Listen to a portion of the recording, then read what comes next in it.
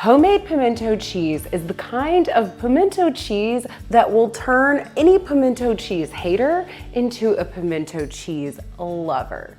Here's how you make it. You're gonna start with 4 ounces or a half cup of diced pimento peppers. Strain them and ditch the juice.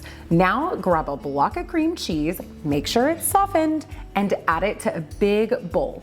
Also going in, a 1/4 cup of mayonnaise, those drained pimentos, a 1/2 teaspoon of garlic powder, a 1/4 teaspoon of salt, a 1/4 teaspoon of onion powder, straight into the bowl. For a little heat and a vinegary kick, hot sauce, about a teaspoon.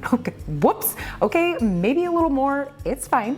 Grab a handheld mixer and mix on medium-high speed until everything is nice and combined. Now, get your grater.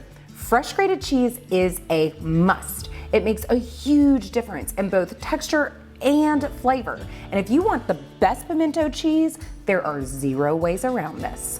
Add 2 cups of medium or sharp cheddar straight to the bowl. Get the mixer and mix that cheddar in on low. And stop once it's evenly distributed throughout the cream cheese mix.